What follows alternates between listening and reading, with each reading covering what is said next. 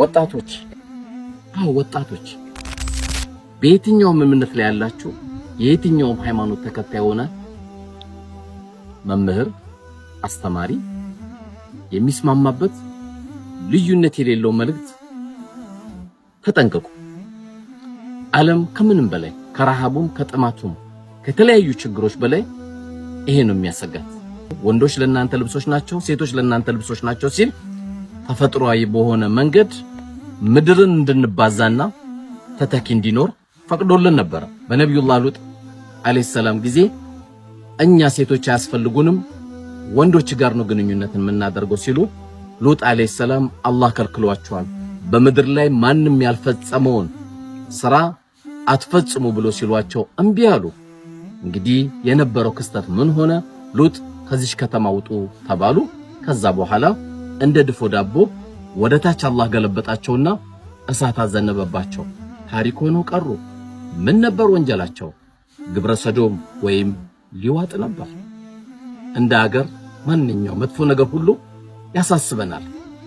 በዚህ አይነት ሂደት ላይ ያሉ ወንዶችን ስናይ እጅግ በጣም መጀመሪያም ልንቀርባቸው አይገባም፣ ልንጠነቀቅ ይገባል። አላህ Subhanahu Wa Ta'ala ከየትኛውም ወንጀል እንድንጠበቅ ሲያዘንም ይሄ ደግሞ ከባድ ወንጀልና ትውልድን የሚያጠፋ አጸያፊ ነገር ነውና ከዚህ ነገር እንራቅ። ወጣቶች ሸይጣን ይሄን እድሜ ይፈልገዋል። አላህም ደግሞ ይሄ ያማረውን እድሜ በመልካም እንድናሳልፍ ይፈልጋል። ከዚህ አይነት ቦታ እንዳንቀር አለ ነው ይሄ ጓደኛ። እቺ የቅርቢቷ ህይወት ታልቃለች። ሰዎች አላህ ፊት ይቆማሉ።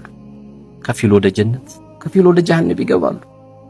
የአላህ መስተንግዶን ጀነት የሚገቡ ሰዎች ከገቡ በኋላ እጅግ በጣም ልዩ የሆነውን ጀነት ያዩታል።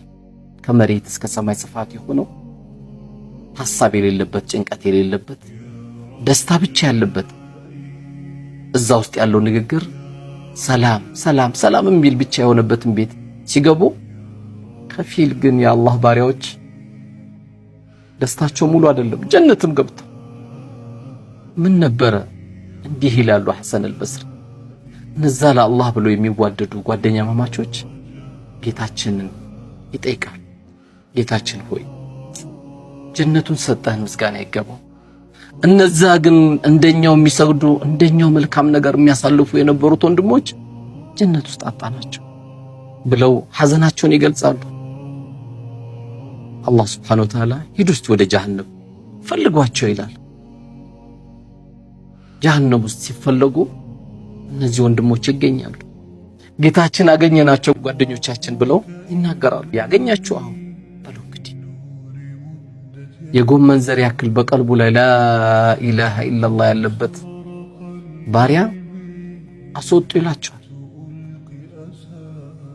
ጓደኞቻቸውን ይዘው ከጀሃነም አውጥተው ወደ ጀነት ይገባሉ። በዱንያ ላይ ያሳለፉት መከራ ጊዜ፣ በዱንያ ላይ ያሳለፉት የፍቅር ጊዜ ያን ይተዋወሳሉ። እነዚህ ጓደኛ ማማቾች ቤትህ ቤቴ፣ ደስታ ደስታዬ፣ ማጣት ማጣቴ፣ ከሞተም በኋላ ልጆቹን የሚከታተል ሚስቱን አብሽሪ የሚል ቤተሰቦቹን የሚከታተል ነበር። ጓደኝነት ተራ ነገር አይደለም። ሁሉም የሰው ልጅ ነገው መልቂያማ ጠላት ሲሆን ለአላህ ብለው የተዋደዱ ወንድሞች ግን ጓደኛ ማማቾች ጠላት አይደለም። አለ ነው የጓደኛ እንዴት እናገኝ? የዚህን ሳምንት ጥያቄም እናንተም ፈልጉት። እስቲ እኔም ለነፍሴ አለሽ ወይ ልበላ።